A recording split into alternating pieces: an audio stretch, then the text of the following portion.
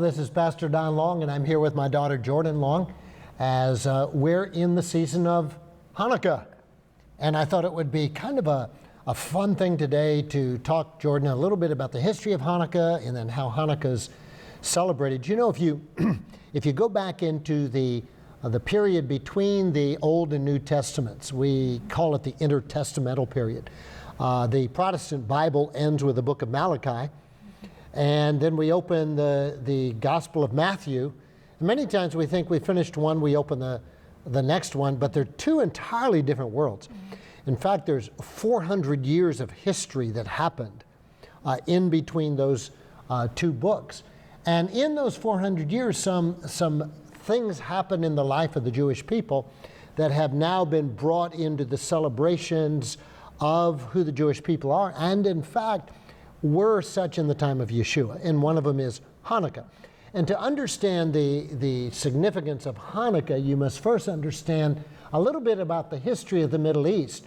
Alexander the Great, a powerful general from Macedonia, came in and was in the process of conquering the known world. He conquered all of Syria, all of Egypt, and in between Syria and Egypt you have what they call Palestine, and he conquered that as well. And Alexander the Great had a way of, when he conquered a land, of trying to keep peace by letting the people of the land be who they were. Practice their religion, go about their business as if everything was normal. And so he would have had the Jewish people continue just to be Jewish people. But when he died at a very early age and his empire was divided, there soon came an emperor of that middle part of Palestine called Antiochus. And Antiochus did just the opposite. Antiochus insisted everybody's got to be like us, the Greeks. They've got to adopt Greek styles. They've got to worship like the Greeks do. And so he began to outlaw all things Jewish. The main things that he could quickly outlaw was the observance of Sabbath, and the circumcision of young people, of your babies, and requiring sacrifices to be offered to Zeus. And in fact, Antiochus set up an altar to Zeus in the temple itself, if you can imagine. And rather than make people Greeks, what they did is it made all the Jews very, very hostile toward him. And one of his officials decided that they would go out into the communities and enforce the offering of sacrifices. They came into a small village, and they were in the process of saying, okay, they set up this, and they went over to the priest in the village, Matthias, and said, you're going to sacrifice, and you sacrifice, the people will follow you. Well, he absolutely refused. I'm not going to make a sacrifice on a pagan altar. And one of the zealous Jews who figured that he would prove how good he was to becoming a Greek and everything, ran forward to, I'll make a sacrifice. And Matthias slew him with a sword and then slew the officer, and a rebellion started. Okay, so that's the beginning of the history of what's going on in this period. So now you got a rebellion, and Matthias' son, Judas Maccabeus, that's where the book of Maccabees comes from, literally means Judas the hammer. And Judas, the Maccabees, started what we would call today a guerrilla warfare against the troops of Antiochus, against the powers that be, and the armies would come in. Well, lo and behold, Judas started winning victories. And at one point, the armies from Syria came down, and he defeated them, and he recaptured Jerusalem. What an awesome day. Absolutely. But what do you think he found when he went to Jerusalem? He found the temple was in ruins and desecrated with pig's blood on the altar, and he had a big work on his hands. So what do? You know, here you are, it's the temple of God, sitting there on Mount Moriah. What are you going to do? This temple has been totally desecrated. It's been abused. So you've somehow got to find a way to cleanse the temple. First of all, you got to remove all the things that are contaminated. And then you're going to try to gradually reestablish. You can imagine he's going around and where's the Holy of Holies and where's the table of showbread?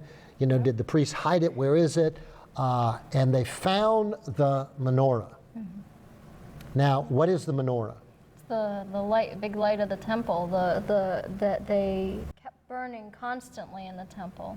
That's right. And do you know how many lights there are in the There's menorah? 7 branches on. There's the 7 menorah. branches on a menorah. And so they're going to come about to the lighting of the menorah, but they have to look into their traditions to find out how do we properly make the oil for the menorah. It couldn't just be any old oil. Just can't be any old oil. There's a process Special way to make it. So, and by the way, do you know what the wicks are made out of? Yes, we found that out during Sukkot, didn't we? Yes. They're made out of the torn up pieces of the high priest's garments, the old garments that they couldn't wear anymore. They would tear them up and make the wicks for the menorahs. Wow, you know, it's kind of like the American flag. You know, if it gets torn and everything, you don't just throw it in the garbage. You've got to burn it. And well, they would take the high priest's garments when they got worn to a point where they were not useful anymore, cut them into strips and make the wicks for the menorah. So you have the high priest garments, and then you have this special oil. Well, what did they find in the ruins as they looked through and we've been to Israel, you know, all the underground caverns they have there and everything. In one of those storehouses, what did they find? They found one little jug of the olive oil, the pure olive oil that was used in the temple. They found one little jug of it. One jug of it, and they figured out that one jug, if they were going to relight the candles, they would light the wicks with this olive oil from this jug. And how long was it going to It last? was only going to last one day, one whole day, and it was supposed to be, how long did Well, how long did it take to make the oil? It took 8 days to make the oil. So I'm going to start. I want to light the candles. I found it. I want to rededicate the temple. But, you know, I've got enough oil for one day, but it's going to take me 8 days to make more. But they wanted to dedicate the temple anyway. Right. So they went ahead and poured the oil in and lit the candles, and what happened? It stayed lit. That's the miracle of Hanukkah. It stayed lit for 8 days until they were able to make more. So Hanukkah is a day of a miracle. Isn't that what they say? A great miracle happened here. A great miracle. On the little dreidels that they spin. Yeah, if you're around with Jewish people, when it's a game children play with a dreidel, it's like a little top, and they spin it, and that's part of what's written on some of them. A great miracle happened here. A great miracle. And the miracle is that the cruse of oil, which should have supplied one day of oil, absolutely kept those menorah burning for 8 days. Now, that leads to an interesting observation, because we have a little Hanukkah candle here. If you have many of them, they'd be called Hanukkah. And in our sanctuary, we have the menorah, which is 7-branched. That's right. But the Hanukkah candle is 9-branched. That's right. It has 8 for the 8 days, and then the center one Is the servant candle, which is used to light all the other ones. it's called the Servant candle. Yeah, and in Hebrew, shamash. And so they would light the center candle. That's the servant candle. It serves the others. right. And then they light each night of Hanukkah. You're going to light a candle each night. And add one each night. Actually, you know, Jordan, there's 2 different traditions in Judaism about lighting the Hanukkah candles. Among some of the Jews, you light an additional candle Each night. each night. So night 1, you light 1 candle, light you light 2 candles, and 3 candles. Others do it just the opposite. The first night they light Start with 8. 8, And then they move down. move it down each time. I kind of like the idea that light grows. Yes, not that you're getting darker, but it's getting lighter. Absolutely. And so you use the shamash to start lighting the candles. It's not just remembering the 8 days, it's remembering the miracle That's right. of the 8 days. Now, interestingly, many Christians and many people think, oh, Hanukkah, isn't that the Jewish Christmas? Not at all. It's not at all Except Christmas. for in America. Except for in America, yeah. The whole concept, for example, in Hanukkah of giving gifts is an American invention among Jewish people. I mean, if you go to Israel, you Talk don't... to our friends over in the Shamron, and they talk about how Hanukkah is just any other day there, but they observe it with the lighting of the candles, but they don't give gifts to each other. It's just a regular day in their year. It's not made out to be as big of a thing as it is here. Sukkot is the big thing over there. Well, in Hanukkah, first of all, it's not a biblical feast. It's not a God-appointed feast. It's not one of the ones God says you must keep. It's more of a nationalistic Jewish holiday. Like the 4th of July. Yeah, like the 4th of July. We remember an event that happened in our nation. Hanukkah is the remembering of a great miracle that happened in the freedom of the Jews. And so the lighting of the candle then, it's not meant to be a gift-giving time. Jews in America did that as they began to assimilate, didn't want their children feeling left out because Christmas is such a big thing, and so they began to exchange gifts. But the celebration of Hanukkah is a celebration of a great miracle here. So here's the question I think in our Jewish roots we need to ask ourselves. Well, if we look at the biblical feasts, and Passover and Sukkot, if we look at those, and then we come to Hanukkah, well, if it's not a mandated feast, why would we keep Hanukkah? So my question to you, Jordan, is, did Yeshua keep Hanukkah? Did he observe Hanukkah? He certainly did. I believe it's in Luke. It talks about he went up into the temple porches on the Feast of Dedication. And that's when he gave when he talked about, I am the light of the world, and then talked about, you are the lights of the world. A city set on a hill cannot be hidden. So it went along with the theme of Hanukkah, what they were celebrating. What's very interesting is Yeshua had come to a point in his ministry where he realized that the Jewish religious leadership in Jerusalem was hostile to him because he was confronting their religious traditions. And so by this point in his ministry, very early on as a matter of fact, he spent the bulk of his time in Galilee, around the Sea of Galilee, teaching in the communities around there. And he rarely came down to Jerusalem. In fact, it's quite clear if you study the scriptures, he was doing everything at that point to avoid going to Jerusalem. Right. And yet, we have this recorded that it was the Feast of Dedication. And he was in the temple in Jerusalem. He's in the temple in Jerusalem.